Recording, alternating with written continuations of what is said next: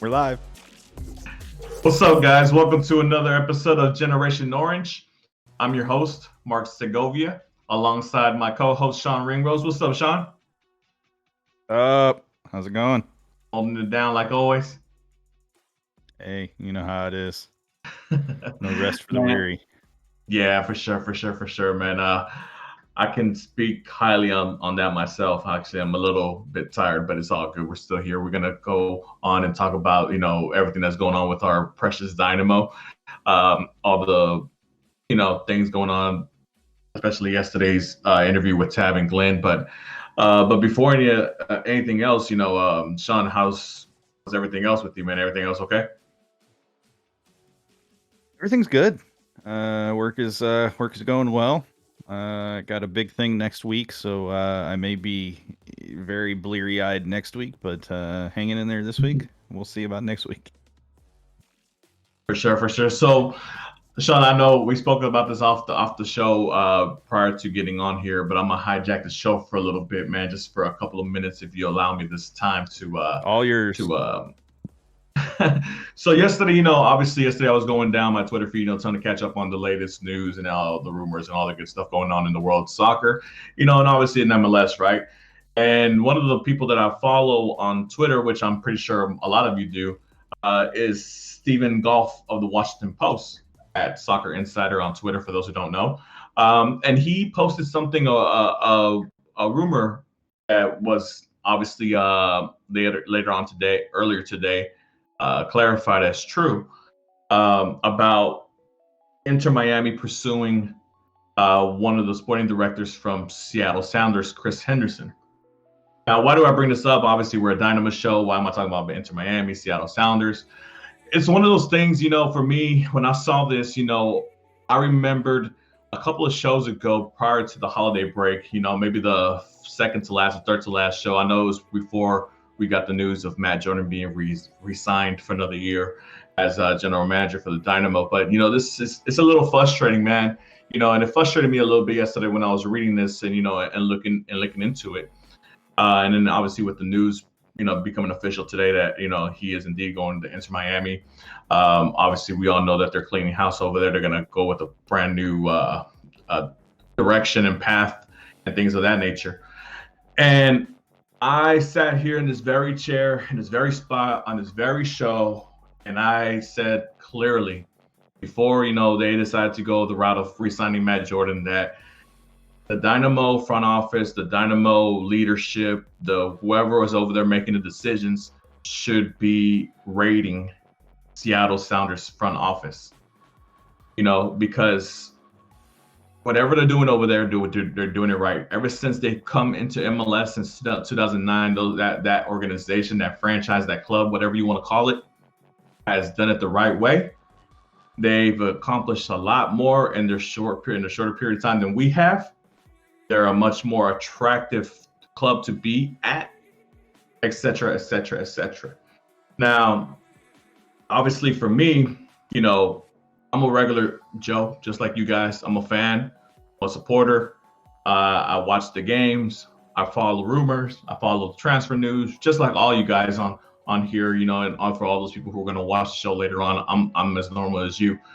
So when somebody in my position, and I have no ties to the Dynamo, I have no insiders, I have no sources, I have none of that, and see that with my own little eyes, of what should be done, and then to actually see it be done, but by another team, it's frustrating.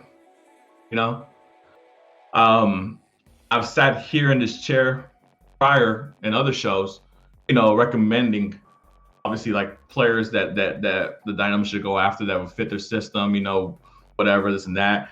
And obviously I've seen some of those players get picked up by other MLS clubs and succeed in other MLS clubs, which is frustrating. I don't claim to be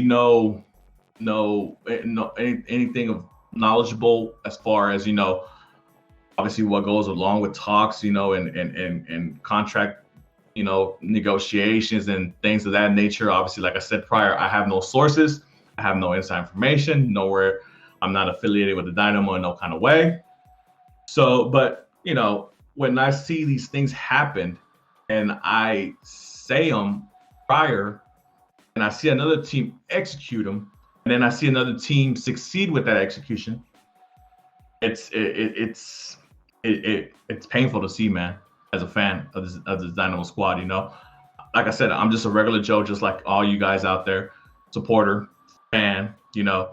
I see with my two eyes, and my eyes tell me one thing, and when I see that, I try to come up with a solution.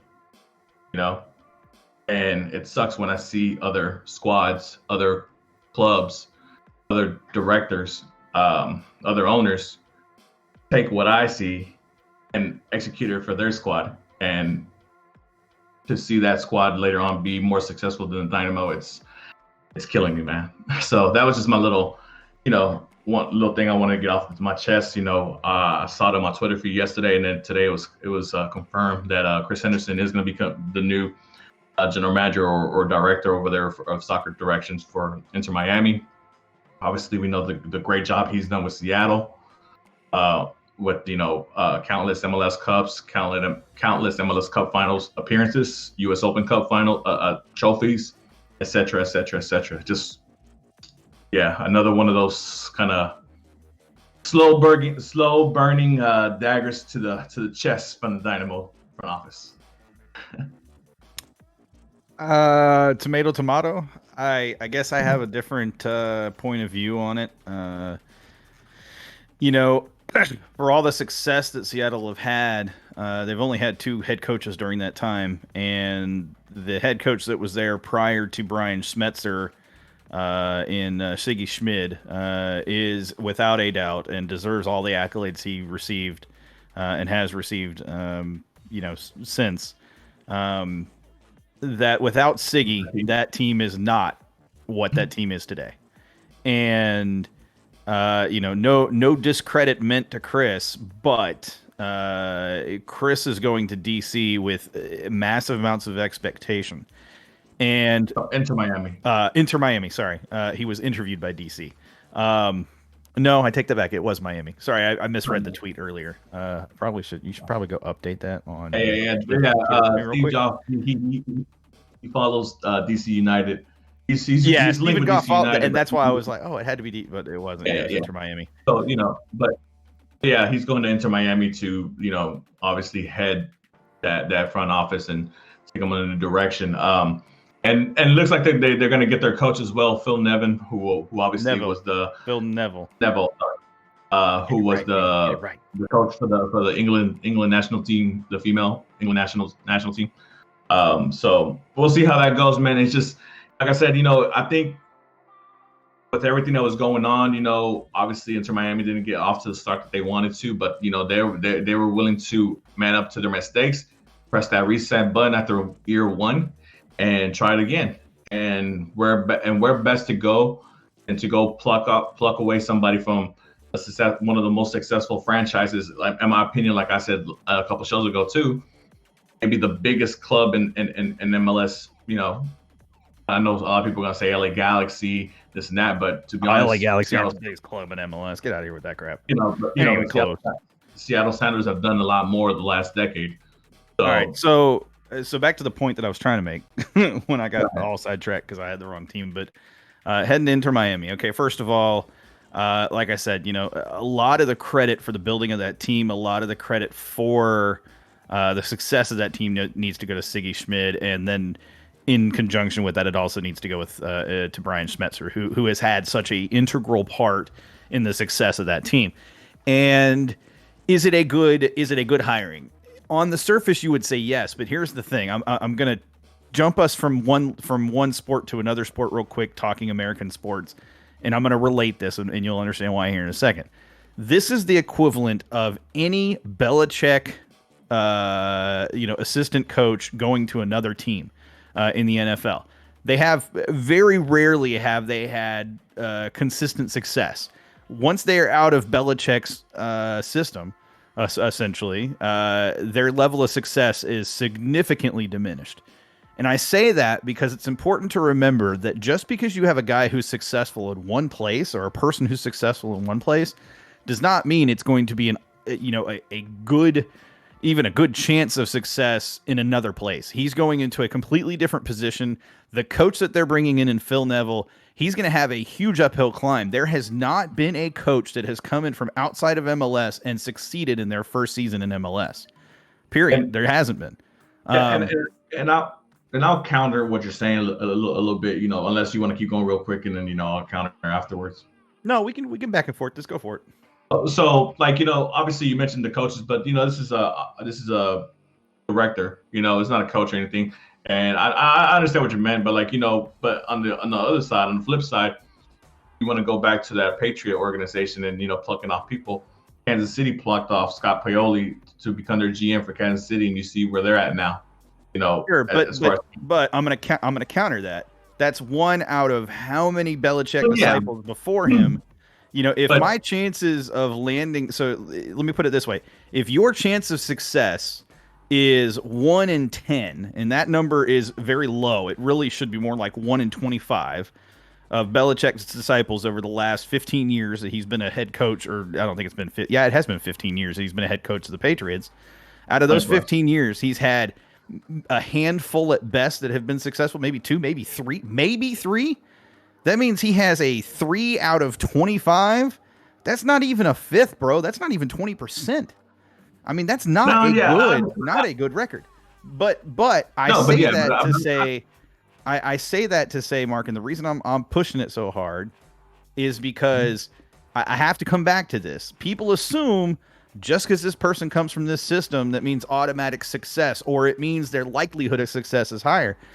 And that's not true at all, especially in MLS. Yes, as a sporting director, he's had a lot of success. But we don't know, because we're not part of the Sounders organization. We're not part of the Sounders fan base.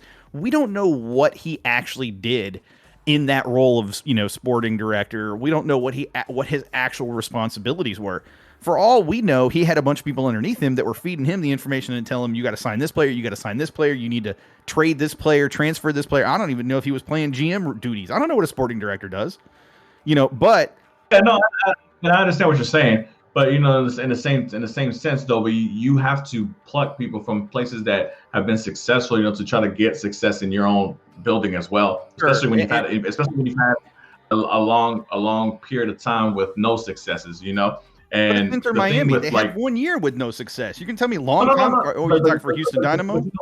But I'm saying, as far as Inter Miami, look, they're willing to accept their failures earlier. Hey, if they messed up the first year and they said, you know what, this wasn't the path we wanted to chase, reset. Let's go get somebody that knows the mechanisms here in MLS really good, and then let's go hire a coach who we think can coach the players that we have currently, and spot players that for the future or whatever. Like I said, I understand what you're saying. As far as it doesn't mean success right off the hand for the next franchise or whatever. But in the same time, in the same sense, I want to know that I have somebody there that has been there, done that as well. As whatever role he was. Like I said, I'm not sure what his roles are specifically as a sporting director at Seattle Sounders. Like you said, for all we know, is he was handed the paperwork and all he had to do was sign off on it. But so I'm gonna my turn to interject. That's how this works back and forth. Keep this in mind. This is a franchise, and I'm gonna use Inter Miami in this case, and I'm gonna focus on that for a second. Inter Miami is a franchise that has already tried to flip it around in 1 year. They're not going to give Phil Neville more than maybe a year and a half. I don't even know if they're going to give him a year and a half. They may just give him 1 year. Look, everybody expected Miami to come in and be a very good team last year. They were okay at best. They brought in how many big name players? They brought in Gonzalo Higuain. They brought in his brother Federico Higuain. They had how many young South American players that were supposed to be really, really good South American players. This club is being run by, literally behind the scenes, by David Beckham, a guy that people believe knows what he's doing when it comes to MLS soccer, or MLS in general. And yet they still weren't successful. It is important as... go ahead. I said, they made it to the playoffs, so, I mean... But like you said, I mean, I understand. I understand what you're saying. And obviously I know it's a weaker East. And look, in the signings they brought in, the Higuain brothers. I mean, Higuain Gonzalo only played like 9 games in the summer transfer, right, or whatever transfer window he came in. And then Federico, come on, he's just a name. But like I said prior, I mean, I'm not saying he's guaranteeing success, but I like the fact that they're willing to man up to their mistakes and push that reset button. If they feel the fact that that the path that they were going down wasn't the right path they wanted to go through, because like I said, Inter Miami is one of those franchises that was expected to be a big bang, like Atlanta United or LAFC, have that kind of same, kind of, explosion right out the gate. But obviously, didn't happen for them to that extent. Look, what I'm trying to get at with what I was saying there about the Inter Miami thing is the fact that 1 year in MLS is not enough time to make a major shift. It's just not. You might make the playoffs again, but they're not pushing for a title this year. I'm telling you right now. There's going to be time that their players are going to need to acclimate to each other. Look, Atlanta United made the playoffs in their first season. They didn't drop their coach. They had a good run in the playoffs, but they still didn't drop their coach. Seattle Sounders, when they struggled, and they've had a couple of seasons where they've struggled, they didn't drop their coach. They didn't go find another general manager. They didn't get rid of their entire front office. The fact is, if they're going to be a revolving door of front office staff, there's no long-term vision to that team. My point is, we don't know. Success does not come. Well, no, I do know that, because if they had a long-term vision, they would damn well keep Diego Alonso on that damn squad, staff. They just didn't have the same. They didn't have the same vision, I guess. Because sometimes you can have a difference. A difference of what you want on the pitch and what you actually get on the pitch. Maybe they just weren't. For whatever reason, just getting the vibe, the riff off of Diego Alonso, and no disrespect to Diego Alonso, because I mean, obviously, I capped in the fact that I wanted Diego Alonso here before they hired Tab, but for whatever reason, they just didn't see eye to eye, the ownership group and obviously the head coach, and they moved on, and that's fine. That happens all over. That happens all over soccer and all over any sports. But I'm just praising the fact that that they went and sought out somebody that has. What you're saying though is that you are advocating for a reset every time there's any type of struggle with the team. I get you are though, because you literally are saying right now that you appreciate the fact that he did not succeed in the way that they wanted him to succeed, so they didn't meet eye to eye, and therefore them going out and getting somebody that they perceive is going to meet that need. Then that's gonna. He understood Diego Alonso. Yeah. Don't even go there. David Beckham speaks fluent Spanish, my friend. That was just Serge who said something in chat. Like I said, maybe they just didn't, get the gist of what they're trying to do or whatever, for the reason. I mean, and like I said, the franchise only there been here 1 year. For all we know, this director can be for their technical director for the next 15. Like I said, it was one change after 1 year, and that's fine. Maybe they just didn't get the right people in place. They felt that they needed a reset, and that's great. Look, if I'm man enough to admit to myself, look, I messed up, to admit that I messed up, or I messed up badly, or whatever. Look, I got to be man enough to swallow that and just go with and change my direction.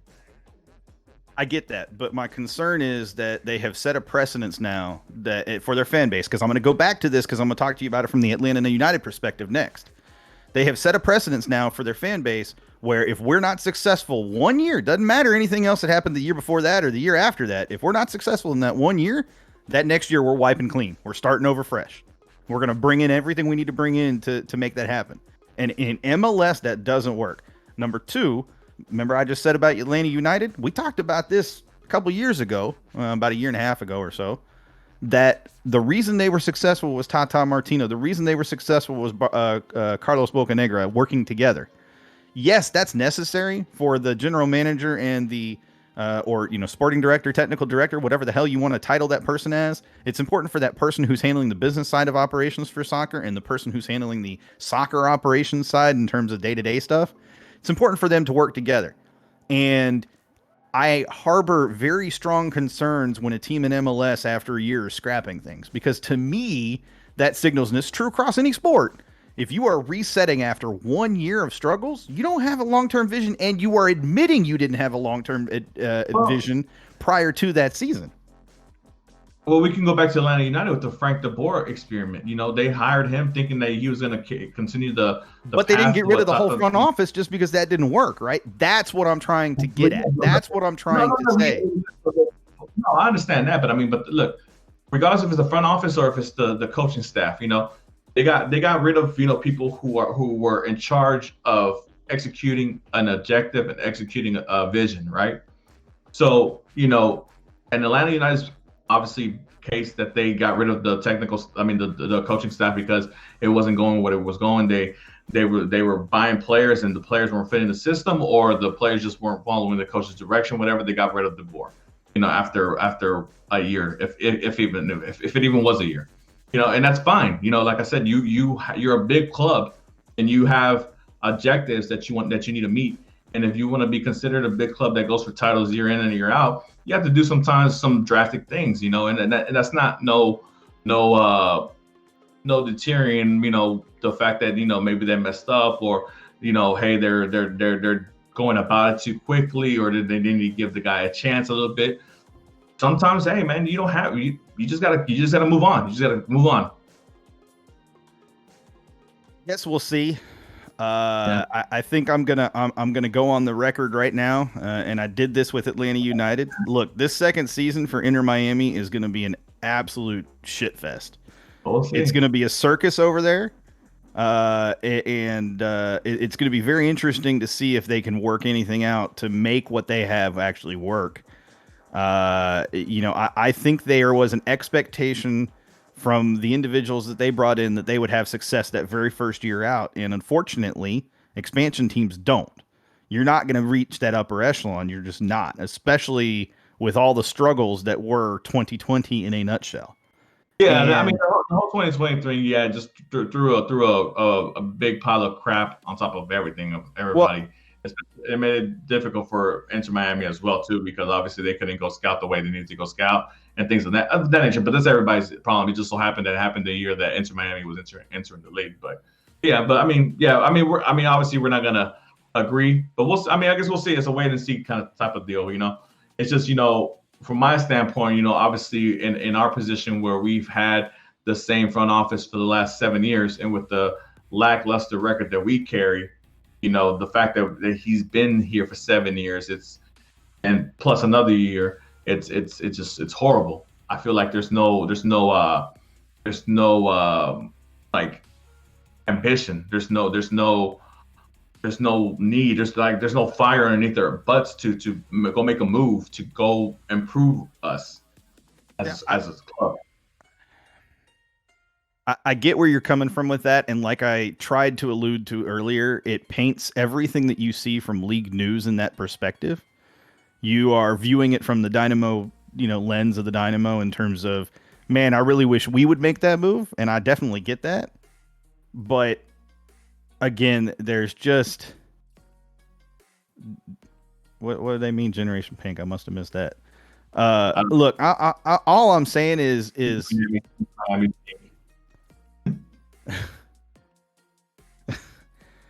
yeah, this is definitely a Houston Dynamo FC show. Trust me. But what I'm trying to get at, and this is something I try to preach to fans all the time, is you don't make knee jerk reactions. You just don't.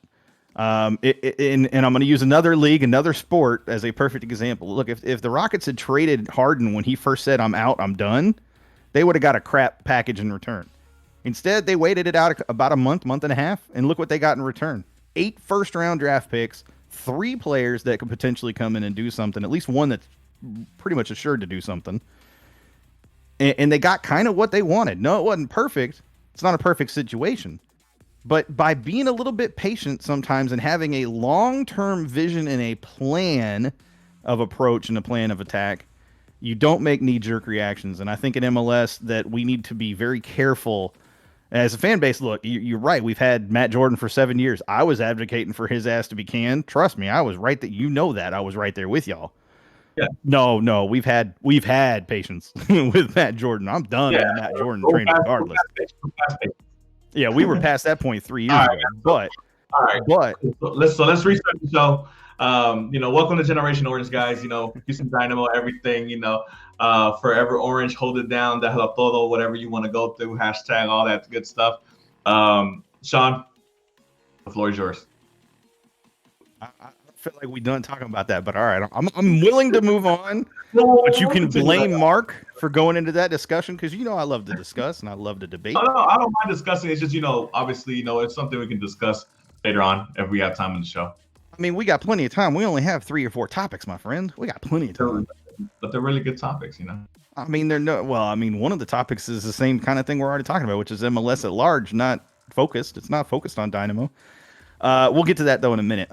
Let's talk real quick. What are we going to talk about tonight? We're going to talk. Obviously, we'll probably get back into the discussion about Inter Miami and the knee-jerk reaction of what I perceive to be a knee-jerk reaction. We're going to talk about the CBA and the force majeure clause. We talked about it a little last week. I'm going to dive into it a little bit more this week, and then we'll try to get Mark's kind of perspective on some things.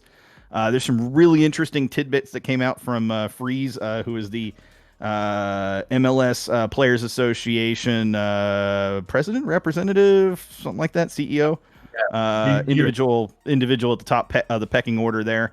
And he did a phone thing today, and there's some really good pieces of information that came out of that. Some that kind of hurt a little bit to hear.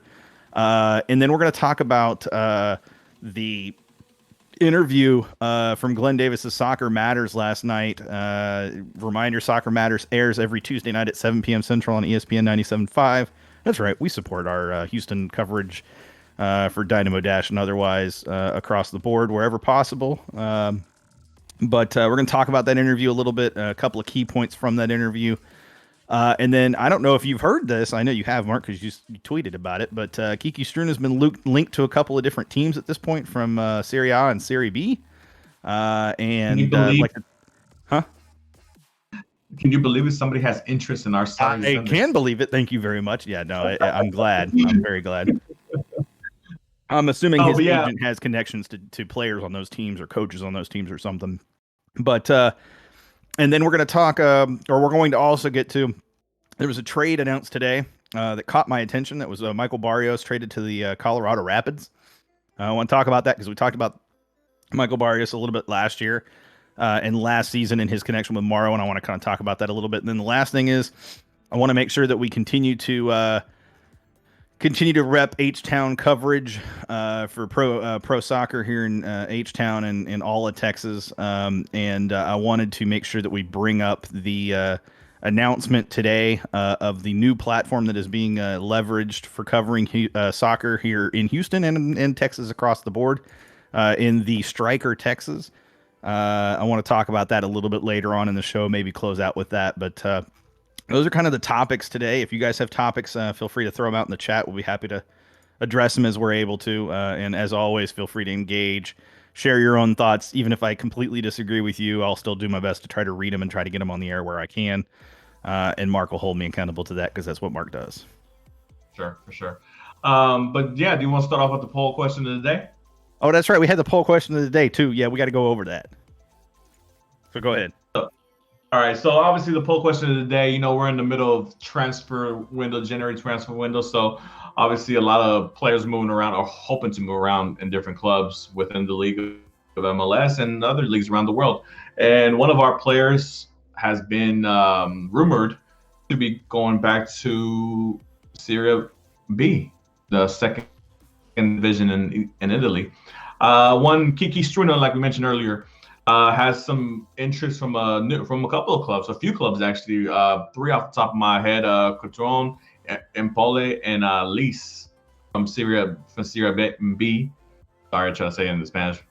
But which is, I think, great from our standpoint because I think we kind of fell out with Kiki Struna, especially from his kind of collapse from last season. So the question was basically, with rumors of a few Serie B clubs interested in Kiki Struna, how much transfer fee money do you think the Dynamo will receive? His value, according to Transfer Market, is $825,000. The answers were less than $550,000, 550,000 to 825,000, or more than 825,000. And the winning response is with 52%, 550 to 825,000. And the rest of you, there's a few 15% of you who think really highly of the Houston front office and think that they can fleece some Italian teams over there for a couple more dollars out of them. I don't know how. I haven't seen proof of that in any transaction we've done with any other clubs around the world, but it can happen someday for the first time, right? But Hey, yeah, there's a first time for everything. that was the first time for everything, right? Obviously, Kiki has a lot of experience over there playing for Palermo and being on loan for different clubs in Italy. So it's a league and country that he's very familiar with, and I'm pretty sure is very excited to go back. Obviously, he came over here with the expectation of being our anchor, and he started off pretty good, but then wavered off, and he's an overpriced defender now to us.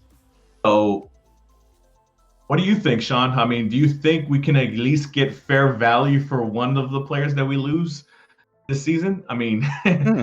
is it possible? Is it possible for the Dynamo to get fair value on a player? Yes, it is. I think we actually probably got, looking at transfer market, it's easy to kind of buy into those as being the actual values of the player as current, but the reality is that those values are mostly based off pre-2020 numbers, and pre-2020 values and the kind of their formulas and equations that figure those numbers out.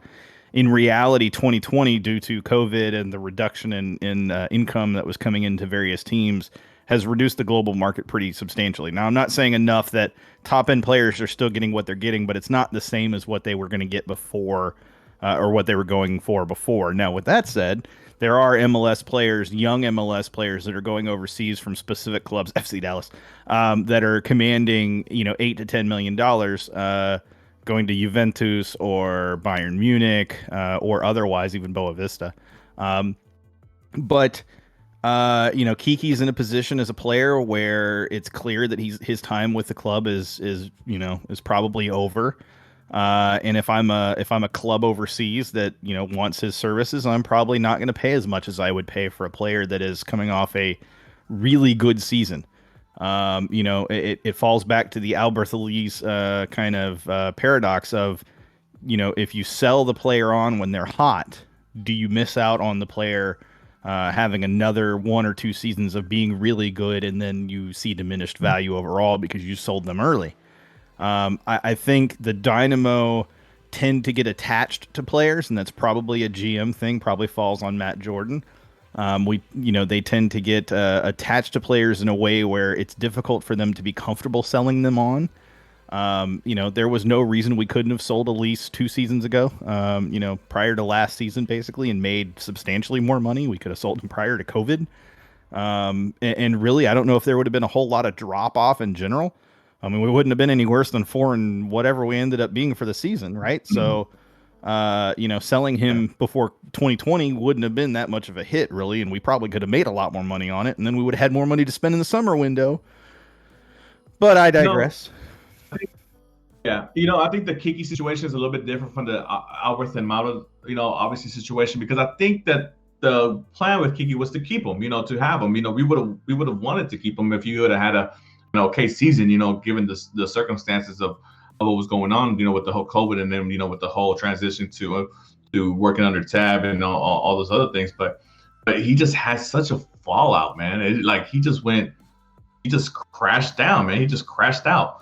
I don't know if it was just lack of, I don't know, just not caring anymore, or whatever the deal was. I mean, obviously, I know a lot can go through a player's mind, especially in a situation like this where he's all these bubbles and having all this protocol going on and things of that nature, and then obviously not being from here and not knowing too many people and having to be stuck in a certain place for so long. I'm not too sure of his living circumstances here, but yeah, man, it's crazy because, like, obviously the whole Albert and model saga was that those were players up and coming. They had a lot more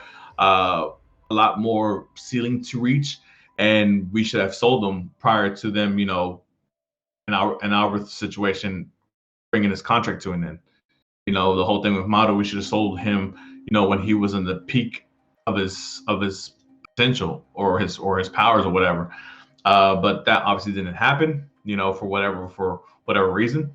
But the whole Kiki Struna thing, I think it just because of the fact that maybe the player's just not feeling the direction of the squad, and he just wants to go back to somewhere where he's familiar, which is fine. Hey, you come, you try at a different country, it didn't work out, give it a go.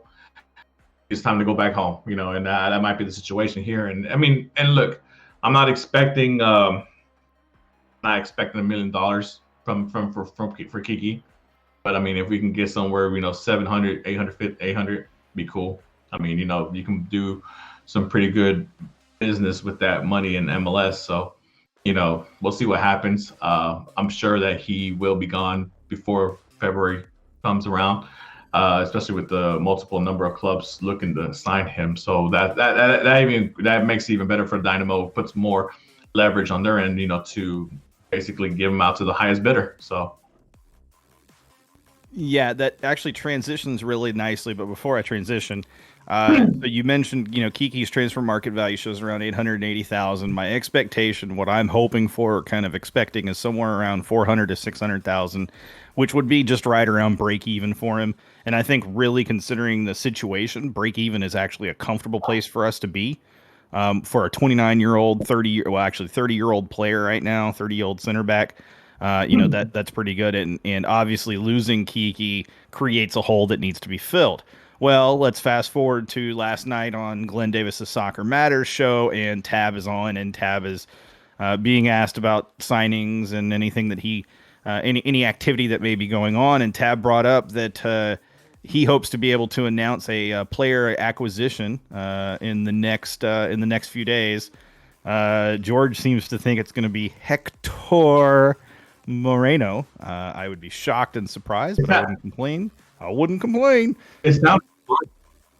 When I was listening to the interview, Sean, it sounded plural, so it sounded like there was going to be more than just one player. Yeah, I was going to get to that. So, okay. Thank you though, but I was going to get to that. What he said was that he hoped to have the player acquisition announcement for, and specifically a vocal leader type center back over the next few days. And then he was hoping to have sometime next week or in the next couple of weeks additional announcements for players beyond that. And the way he kind of phrased it, it sounded like this particular first one could be a trade or it could be a signing specifically, but those other ones are more likely to be acquisitions via trade because he didn't call them signings. The first one was called a signing. The other ones were called player acquisitions, is I think the way that he worded it. So to me, that sounds like trades. That sounds like draft picks. That sounds like, those kinds of things. Whereas the first one sounds like a actual signing. And let's be real, we do have a DP slot.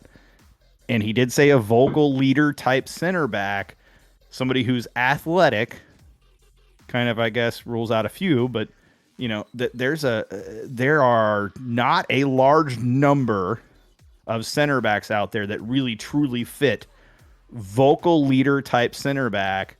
That is also someone that you're going to bring on that kind of a deal. Go ahead.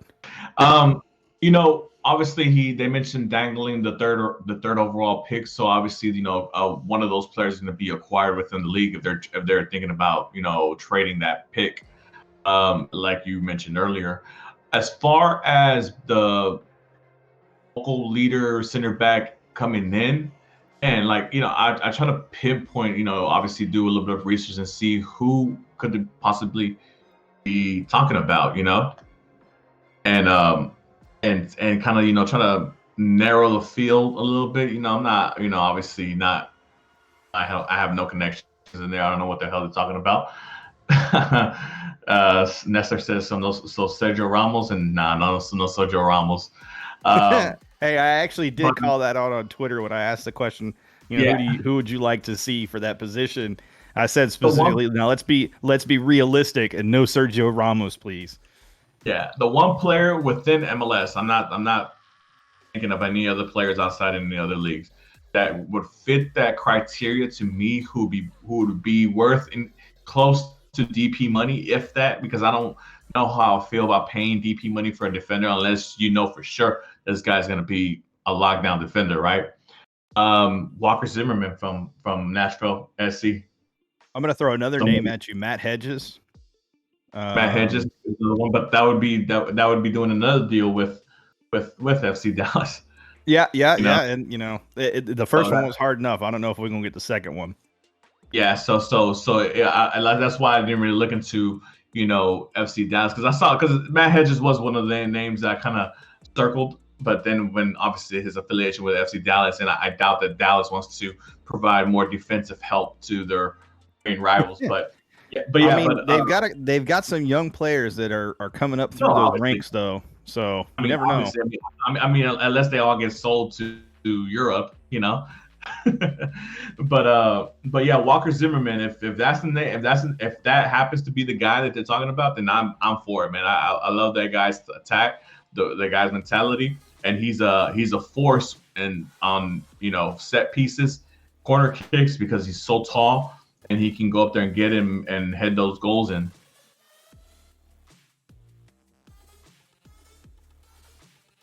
Yep, sorry, I had a message from work stuff, so I had to check it.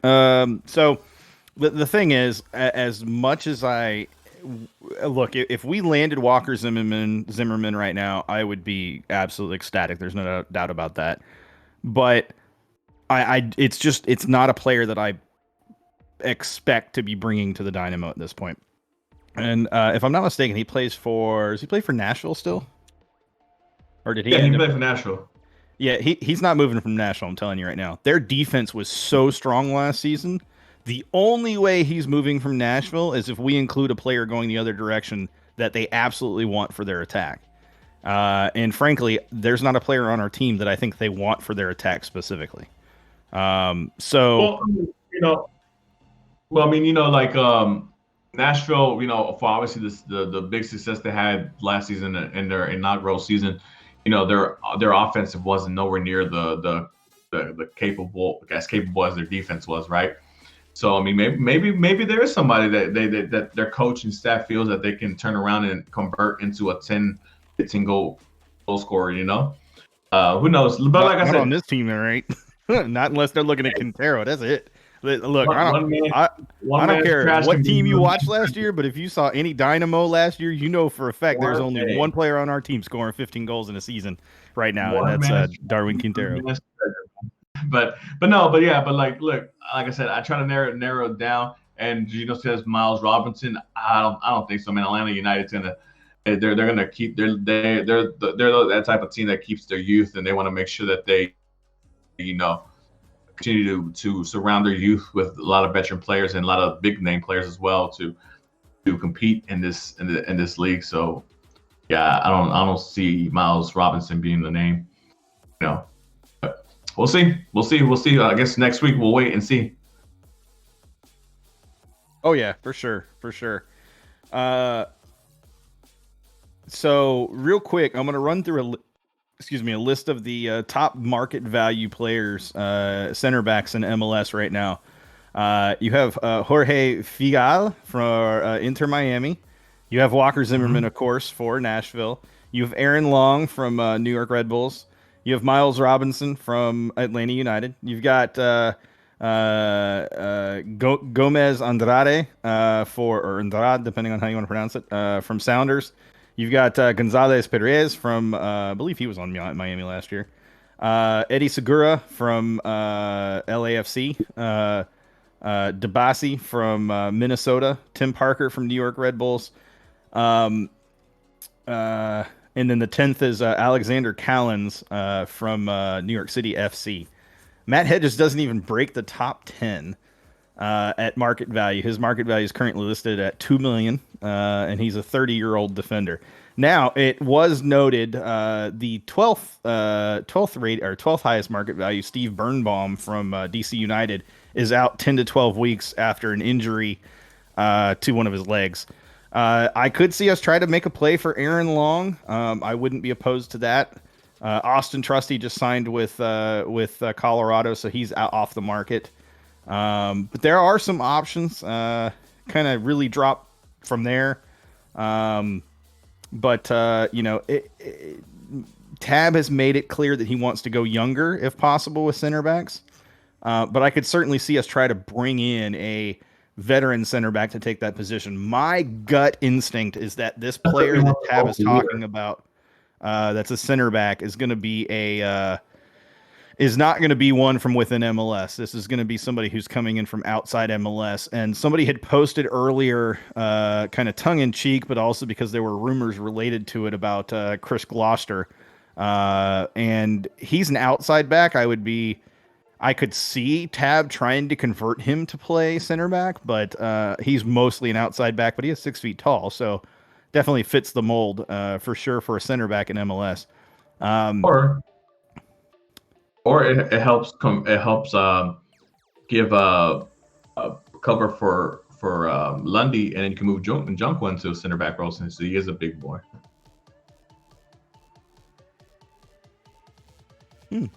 That's actually something I hadn't considered. That's not a terrible idea, in my opinion. But to be fair, I think Junqua's best capability is outside or kind of midfield. I'm not sure on center back. I'd have to see him play there, but I could see it. Sergio says NYCFC CBs are legit. Callens and Tinnerholm, and if they are willing to and if they were willing to get rid of Ring, they are willing to let go of anybody for the right price. But again, Tab made it clear it was going to be a player acquisition, and that they felt they were getting the final kind of bits of the everything signed and handled and done, and that we should be able to expect it in the next few days ish or so. I'd be very curious to see who it is. Of course, always want to know that info, but it's always So if interesting to be able to be part of speculation. Go ahead. so if you had to guess, what percentage would you put that it's a player from within the MLS? Uh, 20% From at within, best. how much? 20% at best. So 80% for it's somebody from outside the MLS. Yeah, yeah. That's cool. Like I said, like when I mentioned Walker Zimmerman, I just pinpointed myself to the players in MLS, and obviously, he would be the one that I would target if I was just gonna solely focus on MLS center back that I think can be vocal and be a true leader on the pitch. It's So important. Yeah, it is important to remember as well that the Dynamo transferring or attempting to transfer Kiki would free up an international slot, which is another reason that I trend towards this being a player that is coming from outside MLS, because the timing is not only suspicious, it's pretty clear. But there are some decent center backs in MLS, currently that would fit the bill, that are younger players in general. Um, the other The other name that I saw here in the chat that is interesting is, obviously Aaron Long, and obviously he had his little, back and forth with the Red Bulls front office because he was really wanting to go to Europe when he had a mhm. lot of interest from abroad. So that's the thing. Like, obviously he knows he can get paid big money here in MLS because he is one of the top defenders in the league. But when you have an ambition to go overseas and play in Europe, sometimes that can clog your vision, and I don't know how motivated a player like that would be to just go to another team within the same league that you want to get out of. So that's Especially, why. yeah, especially a player, especially a team that has made it clear that they are not always going to sell a player on, or send a player overseas, right away. I think we kind of hurt ourselves a little bit with the delay, with Elise, and Morrow in general. So we'll see. Also, yeah, because to be honest, the easiest team to move abroad from is New York Red Bulls because they got Red Bull Salzburg and Red Bull Leipzig, two clubs, sister clubs that automatically would take any player of quality from the Red Bulls if they felt they have the qualities to make it in Europe or abroad. Yep, yep, for sure. So let's see. Also of note, we are third in the allocation order, allocation list. There are players that have played overseas for a couple of seasons or a season that could potentially make returns to the U.S. and they would have connections with Tab, so don't rule that out as a possibility as well. I mean, you just never know when it comes to that. We've seen players that have come back, kind of shockingly came back, and it not always hasn't always turned out well for the club that they're returning to, but that's always a possibility as well. Who do you? There was a name mentioned on Twitter. Hold on, I want to share this one real quick. There was a name mentioned on Twitter that made both, I think Mark and I both kind of go, "Hey, that's actually kind of funny." I actually knew who this player was before, but the name Attila Shalai, the Hungarian defender. I actually really like this particular dark horse. I called him a dark horse candidate. I really like that call by a Dynamo Insider. Shout out to Dynamo Insider at Dynamo Insider. Follow them for humorous, out of the blue names that you would not expect to see pop up. Look, that most people have no idea who this player is, and for good reason. You know, he's a Hungarian and plays over in Europe, and he's not a big name player or anything. But as far as center backs go, you could do a whole lot worse. Now, I did a little bit more research after and watched the YouTube video, but also did a little bit more research, just kind of skimming through some different things. And the one scouting thing that I saw that was consistent about him is he's not necessarily a vocal leader. So that kind of ruled him out for me, but I did think it was very interesting to see that name pop up because nobody has been saying that name at all. Nobody's brought that up, but that's some deep level scouting right there. Yeah, I mean, obviously with the comment that I made on the tweet, I was on board with you guys.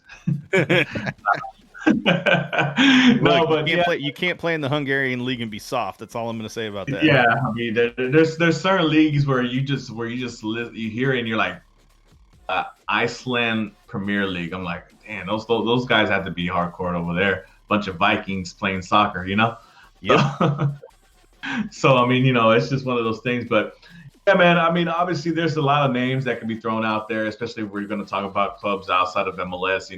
I mean, leagues outside of MLS. As far as players, and obviously, if you're going to go look outside the league, you're going to bring in I would assume, especially if you want him to be your vocal leader, I would assume somebody who has a winning mentality already with him.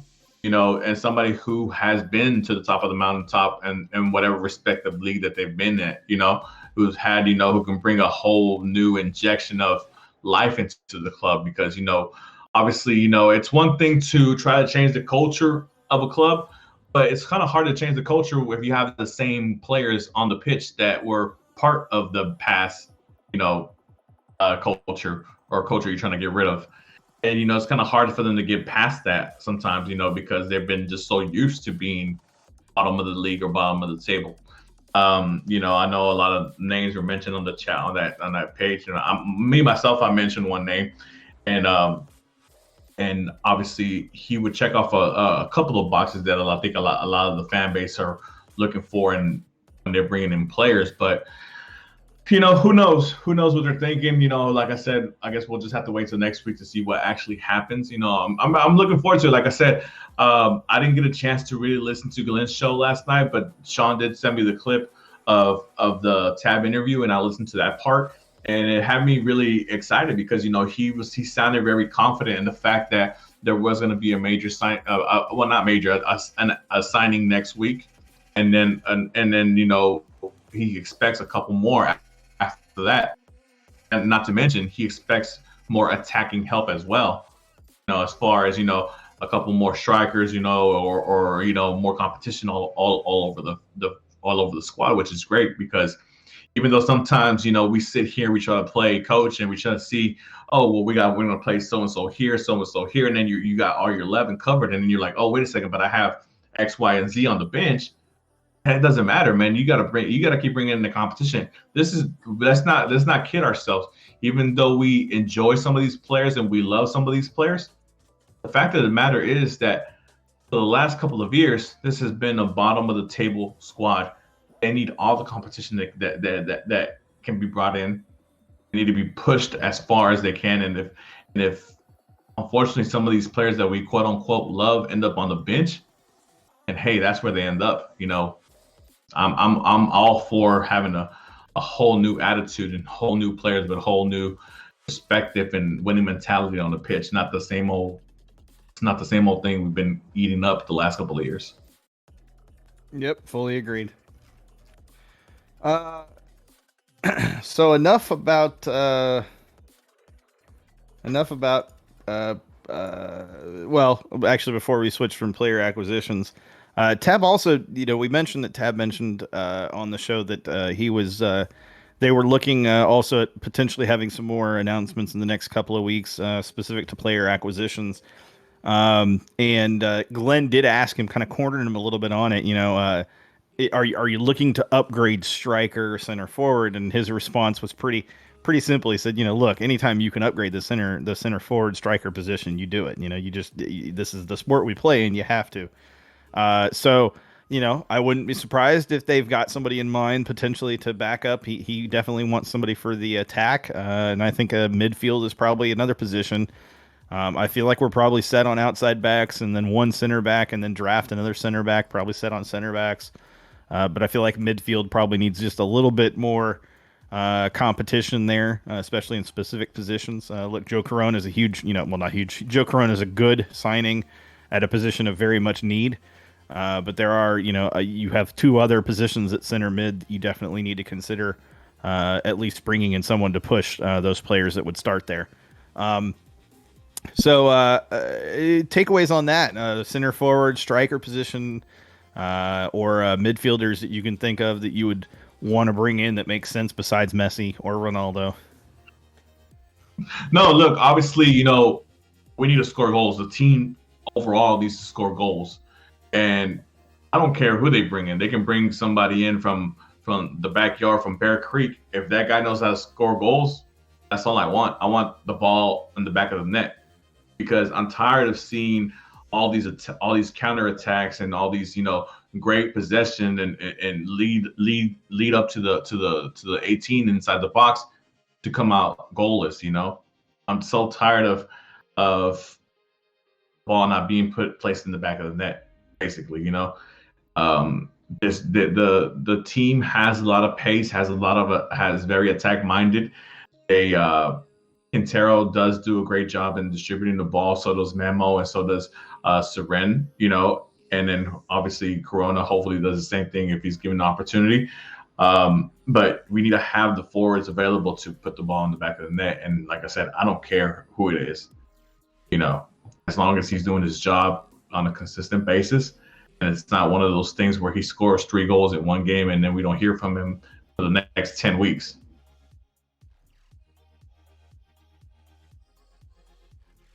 Then yeah, I mean, I agree. I think streaky strikers kind of go hand in hand.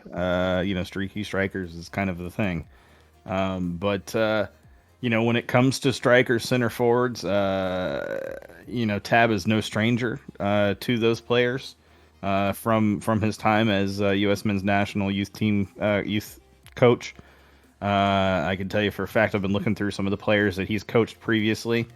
And there are some interesting names at center forward, to say the least, that are not necessarily big names, but they're names that I would be very content with landing.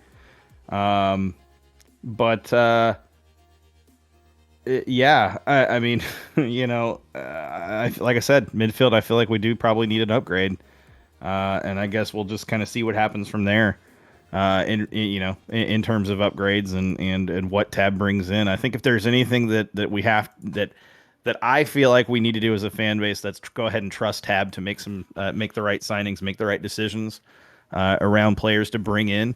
I think there's no doubt that Tab is the one making those calls and making those decisions. This is not a Matt Jordan kind of thing. He's just Matt Jordan's kind of handling the business side, but not necessarily the player acquisition side.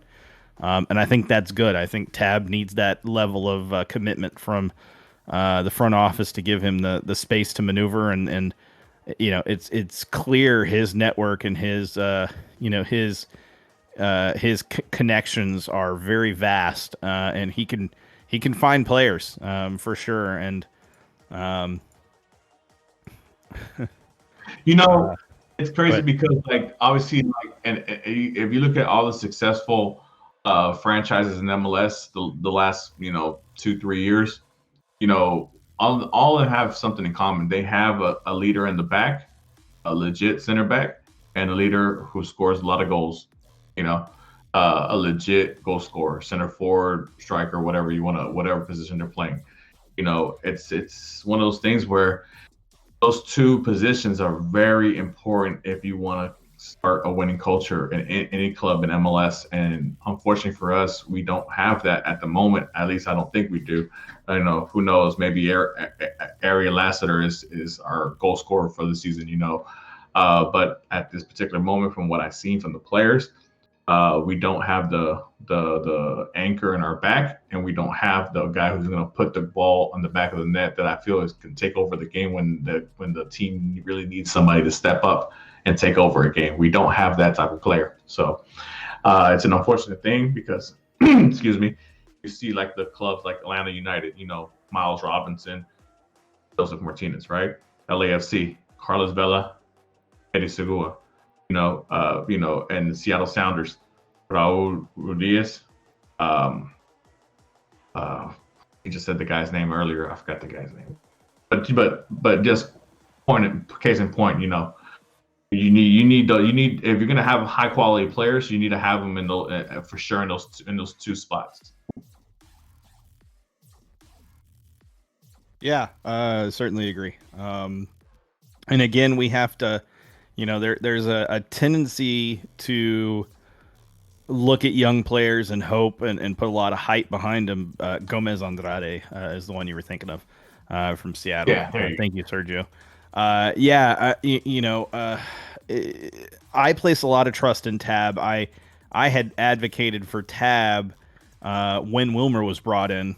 So long ago, I was advocating for Tab. I thought he was the perfect guy at that point because we wanted to trend younger. We wanted to start down this path that we're finally starting down because it is a long-term path. It's not a short-term path. The goal is to build up the academy to get that really going so that Tab has young players to work with to help improve and sell on and all of that. And that's not an overnight success type of formula, but you look at the players that Tab has brought in so far, and you can't really argue with any of them necessarily. Especially this season, off season, bringing in Fafa Pico, bringing in Joe Corona. Those are two good acquisitions. I'm not saying they're great, but they're good acquisitions. Yes, they're middle-ish in terms of overall talent ceilings, talent levels. But the same was said for Darwin Quintero in a way. Yes, he's a very good distributor, but outside of that, and he's the best player on our team. So, there are. If you have a coach that knows how to employ players to get the most out of them, then middling players, middle talent ceiling players are okay because you maximize what you have. I think Nashville's defense is a good example of that as well. They weren't standouts except for Walker Zimmerman before they got to Nashville, and then look at what they've got. They've got one of the best defenses in the league. Joe Willis was not a standout goalkeeper. Some people will argue that he was good, decent, even, but not a standout here. And now he's one of the best goalkeepers, statistically speaking, in the league, thanks to his defense. But I digress. Hey, it's still part of the formula there. So I don't know. We'll see. There's like I said, there's a lot of names that Tab has experience with at various positions. It is a shame that Cameron Carter Vickers is on loan at Southampton because not Southampton, Southend, somewhere south something. Because he's a player, in my opinion, that would be perfect for that center back position. He is on loan at AFC Bournemouth. That's right, Bournemouth. He's not leaving the Premier League or the Championship. Especially what they pay over there and the Championship level. I mean, it's one of those things where his contract expires May 31st of this year. He's contracted with Spurs. Spurs have gone on record that they're willing to sell him. They've had a few suitors. Now, I'm just throwing this out there because as a Spurs fan, I know, and I know this info, so I'm willing to share it. But he's American. Look, we have said in the past, that player, they're in the Premier League. There's no way. And then they came here. or they have offers from the Premier League. Look, MLS can be very tantalizing for some players, and Cameron Carter-Vickers, he's at that age where, maybe it's time to consider coming back to MLS so that he could try to get some, consistent playing time and exposure to become. I guarantee you, he wants to get back in front of that, U.S. men's national team and get in position to play for them. And it's got to start somewhere. And he's getting appearances, but it's very few and far between. And he's constantly shifting around over in the Premier and Championship, constantly being loaned out. He's not going to crack the Spurs center backs. He's just not, especially not under Mourinho. So just never say never. I'm just saying, never say never, man. Now, with that said, we ain't getting him, but I would love it. But the question is, and we said this the last show for sure. Will Matt Jordan pick up the phone and call Daniel Levy and tell him, hey, can we get look, this man? player? This is all I'm gonna say. He's a $2 million market value player right now. You could do a whole lot worse for $2 million. That's all I'm saying. Yeah, and I'm sure do a whole lot worse. To be honest, and I'm sure Spurs won't even. Dude, who did Manchester United just sell today to? What's his name? Timothy Munafasa for 1.5 mil. Just because he was. They had too many players at one position. And that's an unfortunate thing. This for Vickers, that he's just a surplus to requirement. And like you said, he's been loaned out everywhere ever since he's been in England. So he's played everywhere. I mean, so why not go to a league where you can find stability and you can be the main guy, the anchor of a defense in MLS. But like I said, it also has to require the player wanting to come back over here. And who knows if that's even in his thought process. Maybe he's still wanting to chase the dream of playing in England. So who knows? And then and I mentioned this earlier. Chris Gloucester was a player that was brought up. He's primarily a left back, so he's a player that you would bring in and you would supplant Lundy and look, that's great to have two players of that caliber, but in MLS, if you're bringing in Chris Gloucester, you're looking to move Lundqvist to a different team, and I don't think that's beyond comprehension. I think that could absolutely happen. And Chris Gloucester is going to be cheap enough. So I could see the Dynamo trying to pull it off and just do it. And then, that does move Junqua up to midfield, at least for the time being, until you can move Lundqvist. And it would free up another international roster slot, which, ultimately we need to start doing that where we can. And start using those for something else. Cause what we're using them on internationally is it's not panning out for the best. Yeah. And it doesn't get any cheaper than free, so, PSV let go of a couple players due to obviously financial situations going on in their club. And he was one of those players that's going to be let go, and he's going to be able to hop on in any other club on a free, and obviously that's why the connection's there, because, Chris was the left back, or tab in the U23s or whatever in that World Cup and all that good thing. So I know that I threw a tweet out there, to kind of connect that going on, and they got a little bit of hits, several dozen likes, whatever. But if it happens, we'll see. Like I said, a lot of things can happen, but this is what's perfect about the transfer window. This is where excitement as a fan can come up and show out, because like you yourself, you kind of know what your team needs.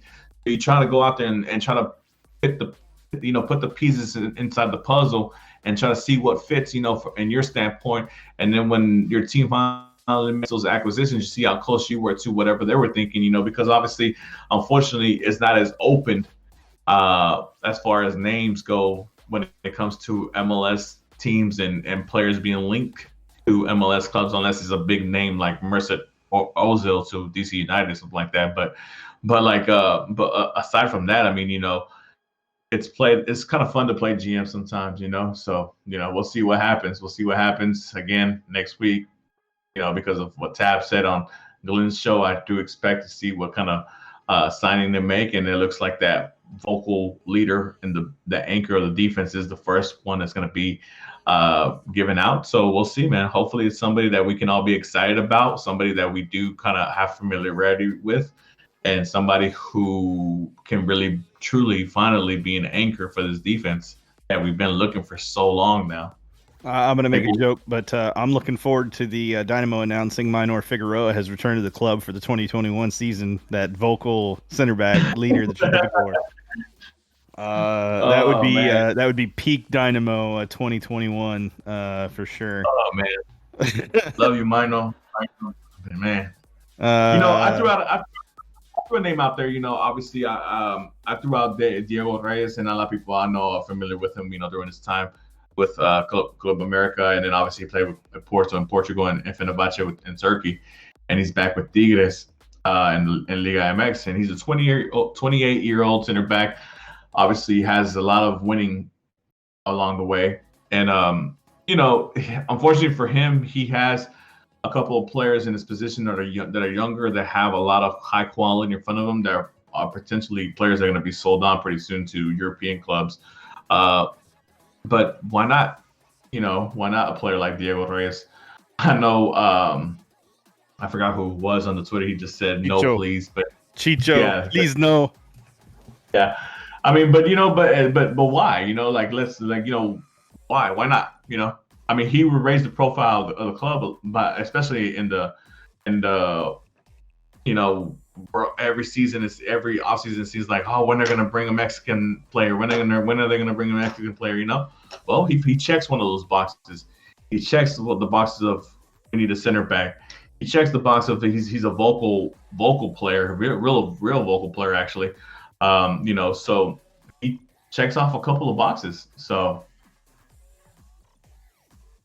I don't pretend to know enough about Liga MX or players from Liga MX to be able to make a guess as to how they would do in MLS. But a name is a name, an option is an option. And again, I'm going to defer to Tab to decide what player who makes the most sense for what he wants to do. He's looking for an athletic vocal leader, center back, and I think things start there. I do really like the prospect of having a player like that, though, a vocal leader type center back who is athletic, because if there's one thing that we've kind of harped on over the last few years, I've definitely harped on it the last few years, is the struggle to not have a leader on the pitch. And look, if you can find that in a center back, that's what you want. So I posed the question to everybody: what questions or thoughts do y'all have? Share with us. And Sergio shared, and then got temporarily suspended for posting. Yeah, I do. Get the Surge jersey while you can. Fully customizable. Ends January 29th. Check them out at wearethesurge.com. Sergio, that will cost you 5 cents for the plug that we put in there for you on the air. 5 cents. I'm just kidding. No, free plugs for anybody who wants them. But yeah, definitely, if you haven't checked out the newest Surge jerseys, check them out. They are hot, to say the least. They are incredible looking. Very, very well done by Sergio and his team over there.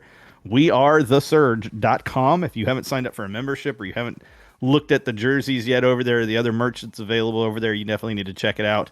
And if you have any questions, hit up Sergio. Hit up Sergio, and he'll be happy to, I'm sure, answer any questions you might have. That's at Surge, Surge, Zelaya, Zelaya, on Twitter, and tell him Generation Orange sent you. for sure. I do have, and I said we would talk about it, so I guess it's time to talk about it, and then we'll kind of close out with whatever. But let's talk CBA.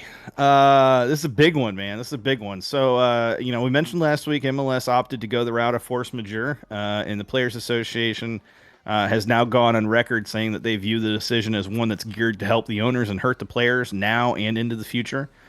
Why this is important, and to kind of explain how we got here. When they invoked force majeure, it was assumed that MLS would come up with some sort of offer to the Players Association, and what they're offering is basically to the the league is offering to the Players Association to keep the existing CBA that they used for 2020 and then extend it all the way into the 2023 season. What that means and why that's important, and the Players Association came out and said something about this, but that means that the players who were due escalations in 2020 and 2021, even and now 2022 and into 2023, that, excuse me, they would not see any of those escalations until 2024 at the earliest, which is like 4 years of no escalations to your salary. And for a league that has said that they've lost about $1 billion in revenue, I think that's probably an over exaggeration. The Players Association said that they thought that was probably a bit of an exaggeration. Why is this important, though? It was reported earlier that there are reliable sources from the league that the league is making plans for the season to start as late as May, even though Garber has gone on record saying that he's hoping for a start in mid-March. I was reading on Twitter. They haven't even started planning or scheduling preseason practices, training camps, whatever you want to call it. No preseason exhibition matches have been scheduled. Players Association really do not believe that the season is going to start in mid-March. They're expecting maybe April to May to be more likely. Due to the owners and league opting to invoke force majeure, the players have more to push for by not accepting the existing CBA from 2020, and instead the likelihood is that they're going to enter into some kind of real negotiations, and this will be for the third time in a year, all because MLS decided to invoke force majeure. And then again, even though Don Garber continues to tout the 30-day hard limit on negotiations, Players Association went on record today stating that the 30-day hard limit does not apply, nor does it affect negotiations in any way. To me, it sounds like Don Garber blowing a bunch of hot air up somebody's ass, and the Players Association going, "Look, you've done that twice already. You know, fool me once, shame on me. Fool me twice, shame on you. Fool me 3 times, it ain't happening, bro. Get out of here." So I just, I mentioned this last week. I've mentioned this to multiple people. I've said it on Twitter. I've been expecting closer to a May start, anyways, a summer start for the league for the season. I am still projecting that is likely the case. That is months away. So there's still a lot of off season to go. But not having a CBA in place, that's going to make some things more interesting when it comes to those transfer windows, because players are contracting with MLS. They're not contracting with the team. Changes some things a little bit here and there. So thoughts on the CBA, thoughts on MLS Players Association and what they had to say, Mark? Thoughts on force majeure? Anything? Thoughts on a later start to the season? I think we could have all been on board with what MLS is trying to do if they said, "Hey, let's extend it for a year," because obviously we still don't know what's going to happen, things of that nature. We still got to figure out what the true deficit losses as far as money and revenue for the league and for the teams really is. So I would have understood that completely. If they said, "Hey, let's do it for one more year," then we can get back to the table and hash this thing out and figure it out to the point where, it's good for the owners and for the players, right? But the fact that they're trying to get this all on to what you said, 4 years, that's crap, man. I mean, especially for a league that's trying to grow and trying to bring in a better quality player. I understand that they're trying to a lot of teams are focusing on, using their youth academy, and obviously with this U23 league that they're proposing to bring back or whatever, they're trying to focus a lot more on, signing youthful players.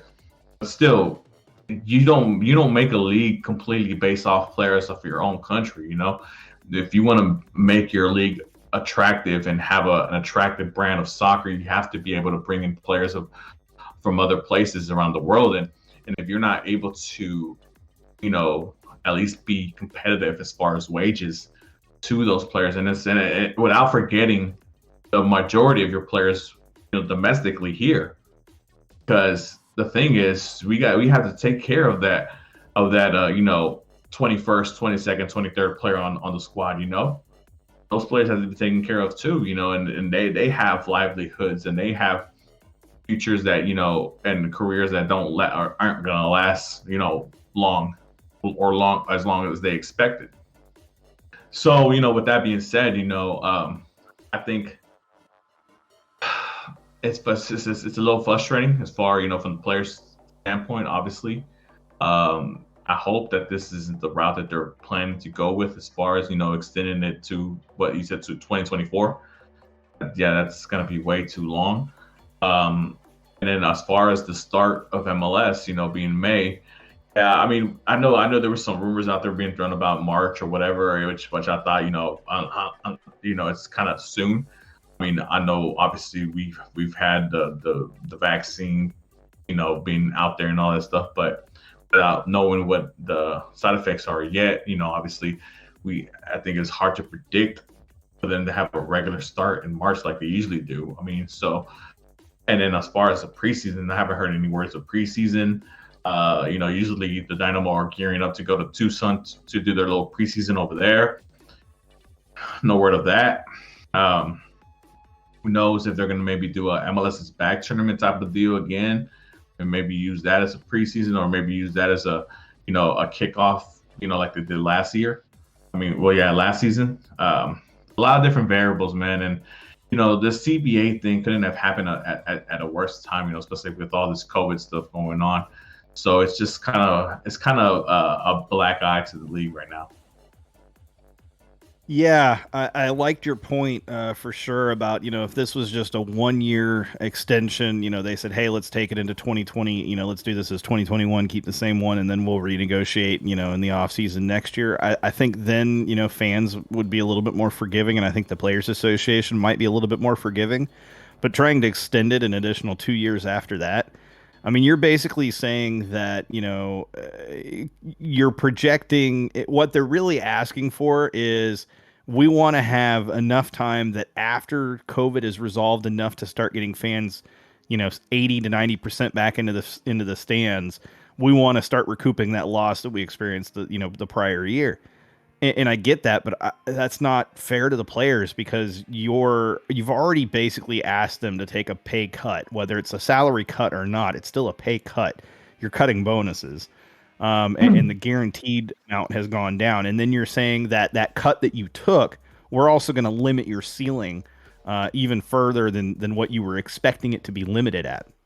And I saw something from the Players Association from that same call where they said basically that by if they were to agree to the extension of the existing CBA to the 2023 season, ultimately that hurts players that are coming in, not so much the players that are already here. But the problem with that is that the majority of players that are coming into the league right now are players that they don't get to make that decision. They don't get to have that choice, in terms of the effect that that's going to have. They will be subjected to it, and then, they will have the only choice is to just not join the league.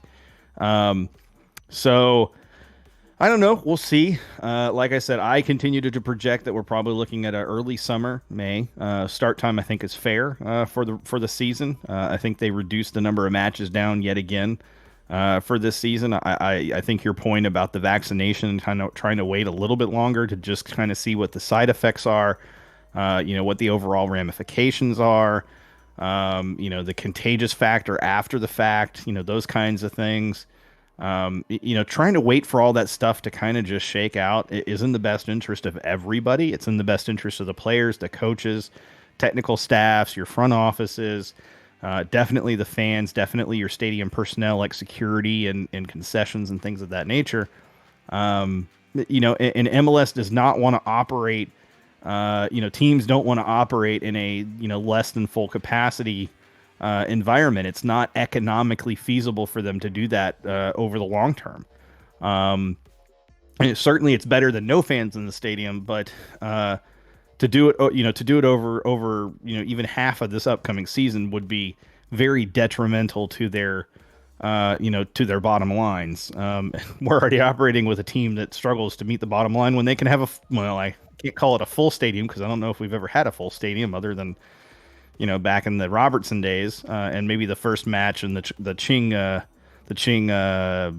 retirement celebration match.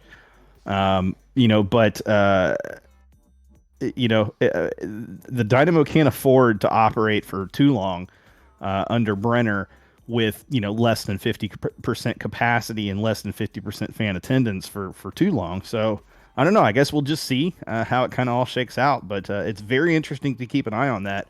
And it's important to note the players have said that they're not going to be the ones to push for a work stoppage. That if that's going to happen, that's going to have to come from the league.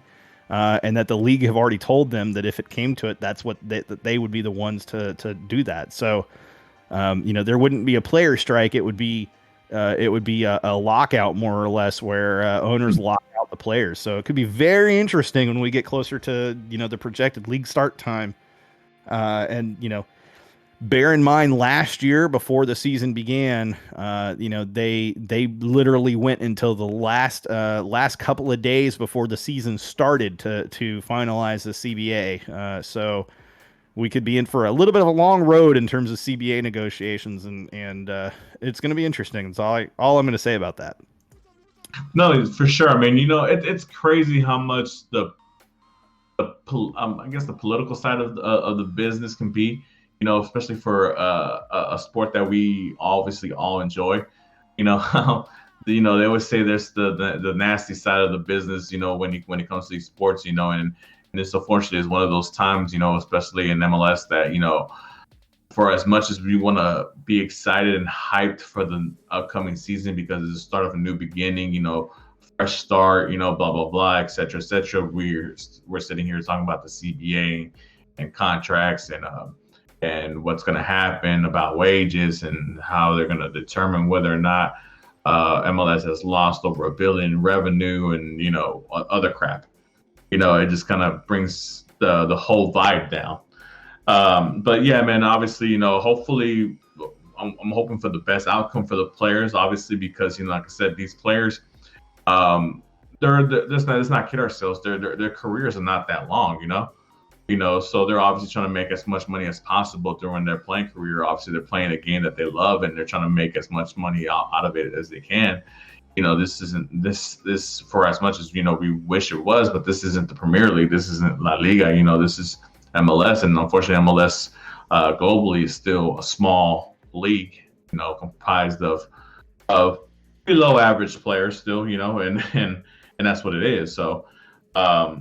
Hopefully for those guys, I'm not too worried about obviously the DPs that come in, they're earning 7 figures a year and things of that nature. But like I said, I'm worried about that 19th, 20th, 21st, 22nd, 23rd player on the squad, who might only have a career in soccer for maybe 2, 3, 4 years max. I actually, interestingly, as we're talking about the CBA, Sam Sheshkol just posted that his article on The Athletic in regards to the MLSPA refuting MLS's position on force majeure and the CBA offer and the urgency to negotiate. Definitely worth a read. I've brought it up before. If you don't have a subscription to The Athletic, there is no better time to get one than now, especially with the CBA stuff. Sam Stejskal will be there covering it the whole time, and I promise you do want to read everything that he writes about this. He gets some really good quotes and gets some really good in-depth kind of discussion going, or in-depth kind of breakdown going of numbers financially and otherwise. Interviews or quotes from players, quotes from coaches, quotes from the league, that sort of stuff. And of course, they cover transfers and trades as well. So there's some really good information constantly flowing at The Athletic. And for a minimal annual cost, you can get a subscription for the entire year. And there's plenty of coverage, not just for soccer, but other sports as well. But their soccer coverage is just so very good. And speaking of soccer coverage, was announced today that there's going to be additional soccer coverage here in the state of Texas. The Striker Texas, that's at The Striker Texas. I know, really hard to remember. They have recruited Victor Ariza, who also does work for Soccer Matters, to write for them to cover Houston Pro soccer and Houston soccer in general. You think about it, we went from really having very little coverage last year to now we have Corey Ripken returning and covering the Dynamo with his own, or the not just the Dynamo, but Houston Soccer with his own little newsletter. We've also now got Victor Ariza is going to cover it for the Striker Texas. We've got the Athletic covering it with their different writers that they have, not specifically Dynamo based, but it helps get information into the cogs, if you will, and then all the different podcasts and shows that have popped up in the last year. There have been a couple recently that have popped up, but definitely a shout out to guys like Dynamo Insider, Dynamic Foxtrot, the Peel, all the different coverage outlets. It's a lot to consume, but it is absolutely worth consuming. Show the team, show the league, show the world that Houston supports its soccer, even if we don't necessarily support the owner of our local soccer team. We do support soccer here in Houston for sure. Yeah, man, that's a lot of coverage, man. I know there was a time period where I was a little bit frustrated at the fact that that we have a local professional team here and there's no coverage for them. There's absolutely no peeps, and obviously that had a little bit to do with the fact with with Wilmer and his kind of type of deal, how he didn't want to really leak too much stuff out to the public or to news outlets or media. But now that we have a complete 360 in that, the fact that there's a lot of coverage from all over the bases. Obviously all the people that you mentioned, Sean. It's a great thing to see, and I appreciate the fact that these people are out here grinding for the information that they're willing to give out to us. So for sure.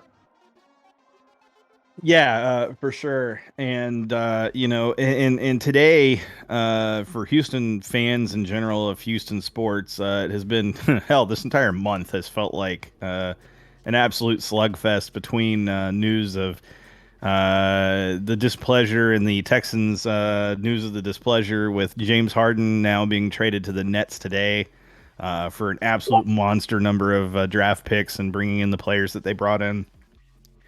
And just everything else related to Texans and Rockets and Astros and Dynamo for that matter. It is crazy to be a Houston sports fan right now because it seems like it is a never-ending kind of gut punch. But I don't know about you, Mark. Oh, go ahead. Okay, well, can I throw something out there before Yeah. before we leave? Obviously right now the sports scene in Houston isn't too lively or bubbly right now per se.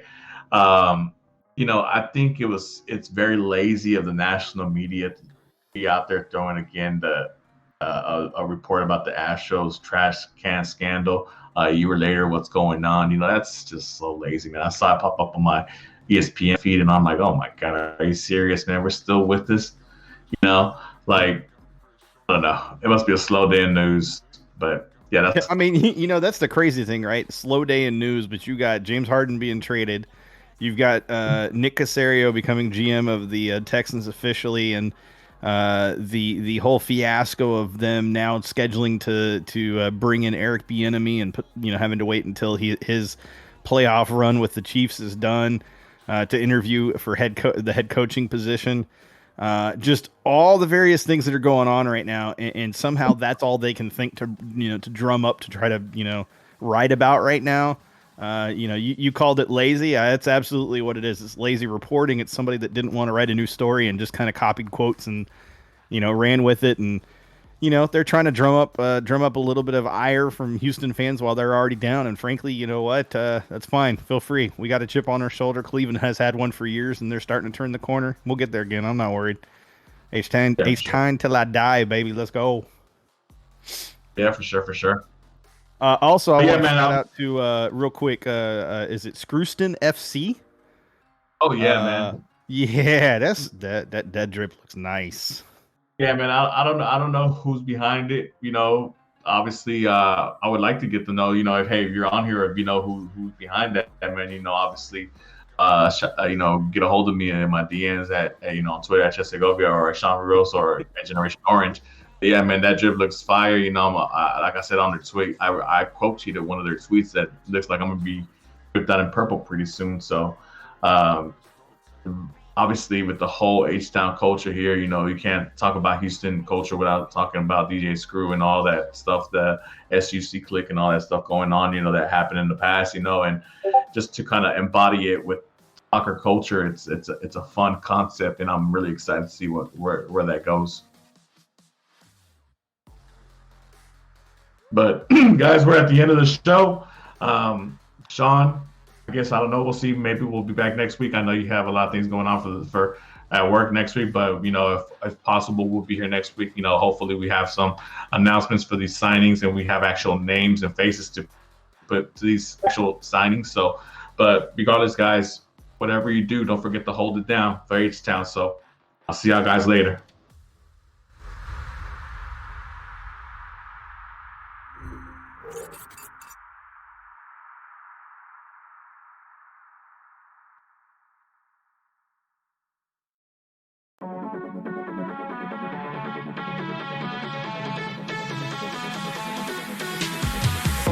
Gossip with Ace. Gossip on the Ace. Gossip with Ace. Gossip with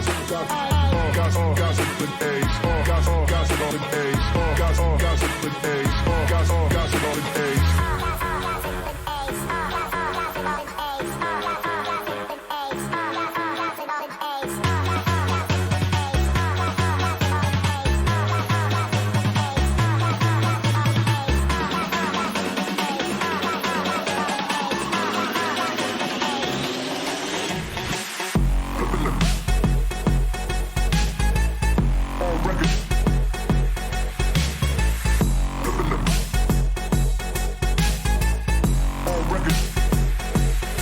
On the Ace.